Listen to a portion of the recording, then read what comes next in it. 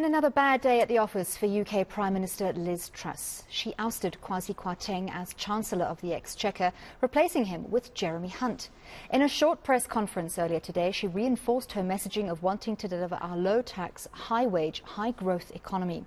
She also confirmed another U-turn in her mini-budget, this time backtracking on plans to cut corporation tax. For more, I'm joined from London by our UK correspondent, Olly Barratt. Olly, great to speak to you as always. Let's start off with the reaction from the cabinet, opposition parties, the public, and most importantly, the markets.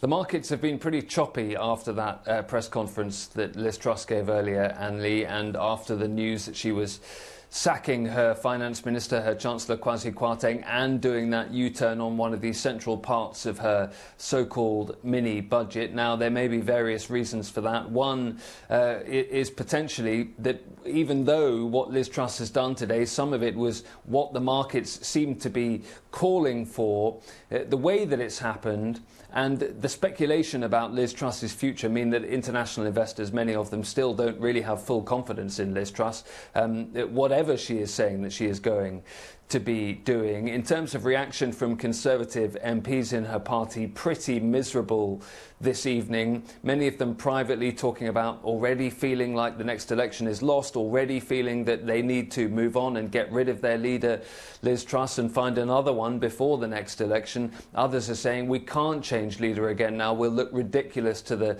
country. And so a difficult situation for the party. Certainly the opposition is saying that this is chaos, there needs to be a general election so that the people can choose a new government, especially if the prospect is being raised, which it is, of the Conservatives changing leader once again. Bear in mind that Jeremy Hunt, the new Chancellor, is the fourth Chancellor, the fourth Finance Minister the UK has had this year. So you can understand if the markets aren't fully reassured or trusting what Liz Truss is saying today, because they believe that there could be further chaos to come.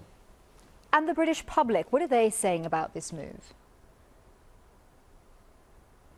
Well, if you listen to the talk radio stations in the UK this afternoon and this evening, people are calling in saying they're absolutely furious. They're saying words like chaos.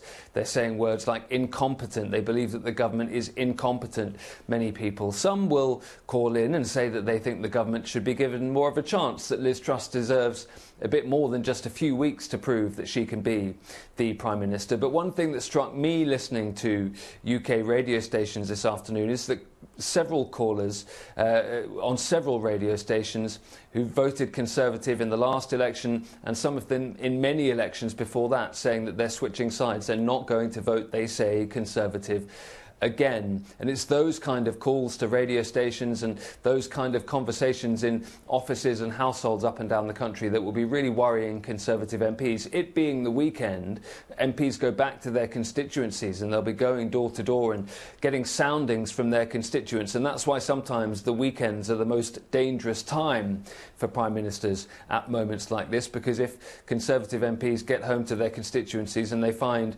voters and supporters saying, look, you've just got to get rid of this Prime Minister, you've got to get rid of this leader, then that could see all of that speculation intensify next week. So I think Liz Truss probably doesn't end the day in much of a better position, if any, than she started the day. She's trying to steady the ship. She's trying to bring Jeremy Hunt in as that steady hand on the rudder. But that press conference that she gave earlier was widely panned as not being very confident or effective, not being particularly forthcoming either. Those four short questions that she allowed and then disappeared from the stage without really answering them didn't instill confidence in many people who were watching. So, yeah, the British public is anxious tonight. Everyone knows that the economy is in a difficult shape here, but also globally, and therefore they're looking to their government at times like this for reassurance. And I'm not sure today many people feel they got that.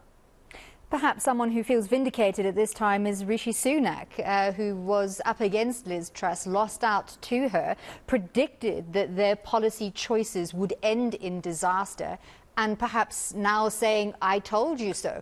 If Liz Truss's future is uncertain at this point, what does that mean for Sunak? Well, there is already a plot underway to get Rishi Sunak back into Downing Street. There are a number of senior, some of them Conservative MPs, who are trying to work out a way of a joint ticket, which would see Rishi Sunak, as you say, the former finance minister, and Penny Mordaunt, who also ran in the leadership contest over the British summer and did pretty well, that they would work together to try and unify the party ahead of the next election, whenever that comes, sometime over the next couple of years. So those kinds of conversations are absolutely underway behind the scenes. One of the difficulties at the moment for the plotters is working out exactly what mechanism you use to get rid of Liz Truss, because technically she's safe from challenge under the party's leadership rules for the next year after taking office. Those rules could be changed, but that would have to be done. It would have to be effected. The other thing is that the Conservative Party is deeply, deeply divided, and so those plotters can work away, but unless they can really unify the party around one or other candidate, then it's very hard for them to move forward, because the last thing the Conservative MPs feel that they need right now is a long drawn-out leadership contest. If they are going to launch a coup and change their leader, they want to have a candidate, a single candidate probably, lined up who can take over almost immediately, rather than have to put it back to the membership again over 10, 12 weeks or so. What has the pound done? I mean, we know that British citizens are under immense financial pressure with rising energy costs. The cost of living is just spiralling out of control. A lot of people before Liz Truss was even voted in saying that something really needs to change. And if this sacking of Kwasi Kwarteng has impacted the pound negatively, that situation is only going to get worse. Is Jeremy Hunt the kind of person who is likely to give some stability? How have the markets reacted to him? Well, that's why he's been brought in, because Liz Truss feels that he is experienced. He's had experience in major offices of state. He's been the health secretary, he's been the foreign secretary, he's been a leadership candidate himself.